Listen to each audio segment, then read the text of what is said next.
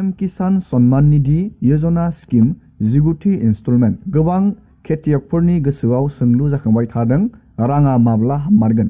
फेब्रुवारियाव रांखौ मोनमारगोना मोनमारा? बेनिनो आं नोंथांमोननो पीएम किसाननि 2000 रांखौ नोंथाङा माब्ला मोननो हागोन बेनि फाइनाल अफिसियेल आपडेट लानानै फैदों दिनैनि भिडिअ'आव। आरो जाय बिथांमोना पीएम किसानाव गोदान एप्लाइ खालामनानै दोनदों नोंथांमोननिबो फाइनाल लिस्ट सफैबाय। नोंथाङा बे लिस्टखौ बोरै चेक खालामनो जोङो बेनि आपडेटखौ नायगोन। आरो जाय बिथांमोना मानिबा प्रब्लेमनि जाहोनाव जुदि नोंथाङा पीएम किसाननि रांखौ मोननो हायाखै, नोंथाङा जुदि इकेवाइसि डिबिटि कानेक्ट खालामोब्ला नोंथांनि स्टेटासा माबायदि देखायनांगोन, नोंथाङा पीएम किसाननि 2000 रांखौ मोननो थाखाय बेफोरनि जोङो गासैबो आपडेटखौनो दिनैनि नैबे भिडिअनि गेजेराव नायगोन। जुदि नोंथाङा इन्टारेस्टेड भिडिअखौ जोबजासे नायलांबाय थाबानो जाबाय। आरो बेफोरबायदिनो गोदान गोदान आपडेट, डिटेल स्किम, डिजिटेल खौरां मिथिबाय थानो थाखाय नोंथाङा चेनेलाव गोदानबा चेनेलखौ साबस्क्राइब खालामबानो जाबाय। दानिया जोङो रां हाबनायनि आपडेटखौ नायगोन। पीएम किसाननि रांखौ नोंथांमोना मिथिखायो। नैबे पर्टेलनि जोहै नोंथाङा पीएम किसाननि गासैबो खामानिखौ मावनो हायो। बेयावनो आपडेट मोनो। नोंथांमोना मिथिखायो पीएम किसाननि रांखौ बोसोराव मोनथाम किस्तियाव हरनाय जायो। मास मोनब्रैनि गेजेर गेजेर बे रांखौ सोनाय जायो। नैबेयाव नोंथांमोना नुदोंमोन अक्ट'बर मान्थआव पीएम किसाननि रांखौ हरनाय जादोंमोन। नोंथांमोना नुनो मोनदों 18थि इनस्टलमेन्टनि रांखौ 2000 रांखौ अक्ट'बर मान्थआव हरनाय जादोंमोन। नोंथांमोना दा मान्थखौ सानबानो जाबाय, मास मोनब्रैनि गेजेराव सोयो। दा फेब्रुवारि नैबे पीएम किसाननि 19थि इनस्टलमेन्टआ फेब्रुवारि मान्थआव हाबनाया रोखा जानानै फैदों आरो बेनिबो फाइनाल डेट फैबाय। जोङो बे डेटखौ नायगोन। आङो सिगांनि भिडिअफोरावबो बेनि आपडेटखौ होखांबाय। जोङो दानिया फाइनाल बे पीएम किसाननि राङा फेब्रुवारिनि माबे डेटआव हाबगोन जोङो बेनि आपडेटखौबो नायदिनि।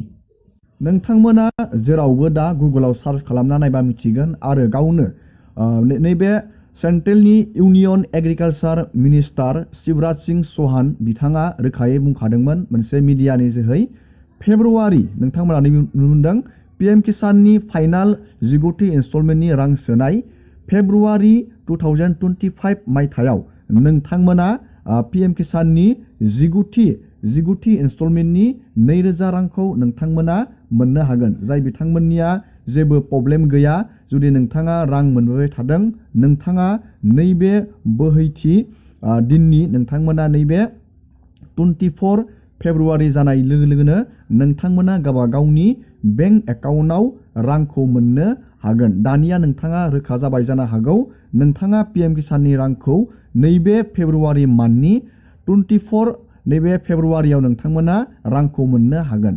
दानिया जाय बिथांमोना पीएम किसाननि थाखाय गोदानै एप्लाइ बानायदों नोंथांमोना गावबा गावनि फाइनाल लिस्टखौ बोरै चेक खालामनो जोङो बेनि आपडेटखौ नायनि। मानो होनोब्ला नोंथाङा बे गावबा गावनि लिस्टखौ पीएम किसाननि डेटायाव नोंथाङा जुदि नुवा, नोंथाङा नैबे 19थि इनस्टलमेन्टनि रांखौ मोननाय नङा। नोंथाङा बेखौ अनलाइननो पीएम किसाननि पर्टेलनि जोहै चेक खालामनानै लानो हागोन।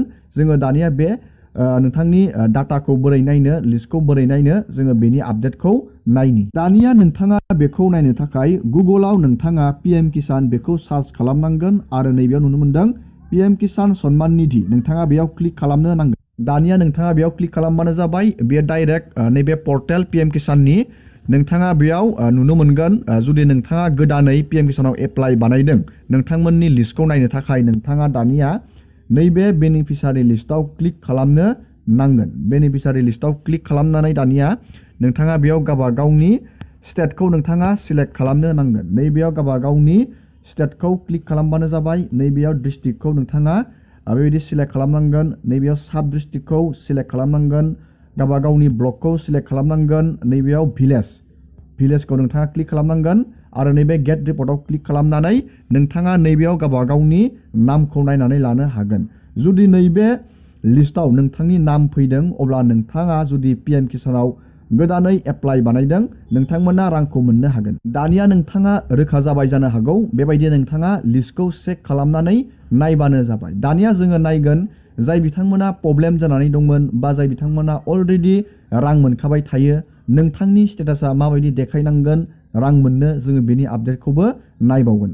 दानिया नोंथाङा नैबेयाव गावबा गावनि पिएम किसाननि पर्टेलाव थांनानै नोंथांनि एलिजिबिलिटि स्टेटासखौ नोंथाङा चेक खालामनो नांगोन। नोंथाङा बेखौ चेक खालामनो थाखाय नैबे पिएम किसाननि पर्टेलाव फैफिननांगोन आरो नोंथाङा नैबेयाव नुनो मोनदों नाउ इउर स्टेटास, बेयाव नोंथाङा क्लिक खालामनो नांगोन। बेयाव क्लिक खालामनानै नोंथाङा दानिया नैबेयाव गावबा गावनि रेजिस्ट्रेसन नं पिएम किसान एप्लाइ खालामनायाव नोंथांनो मोनसे रेजिस्ट्रेसन नं प्रभाइड खालामदोंमोन, नोंथाङा बेखौ बहायनांगोन आरो नैबेयाव नोंथाङा मोनसे केपसा नुनो मोनदों। बे केपसाखौ नोंथाङा नैबे बक्सआव बहायनानै नैबेयाव गेट अटिपि खालामनांगोन। नोंथांनि मबाइलाव मोनसे अटिपि फैगोन आरो नोंथाङा अटिपिखौ बहायनानै नोंथाङा गावबा गावनि एलिजिबिलिटि स्टेटासखौ नोंथाङा चेक खालामनानै नायनो हागोन आरो मोनसे FTO प्रसिड जोङो बेनि बागैबो सावरायगोन।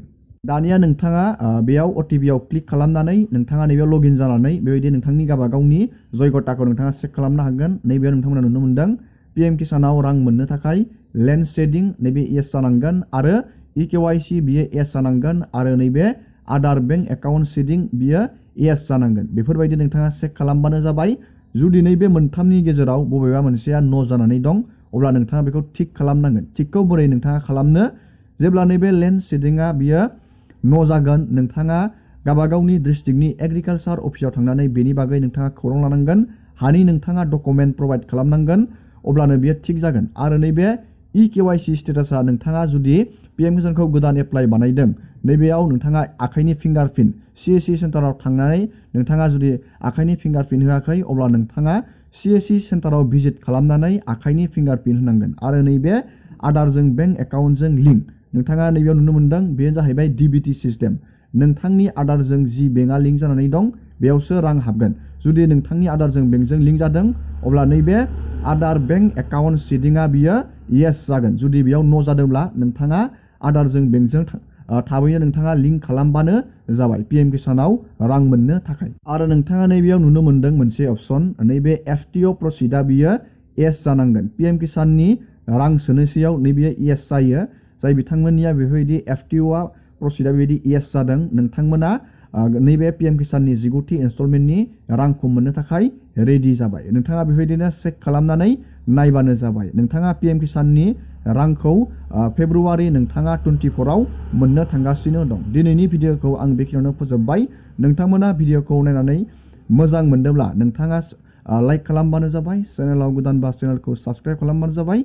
एसेनोसै दिनैनि भिडिअआ।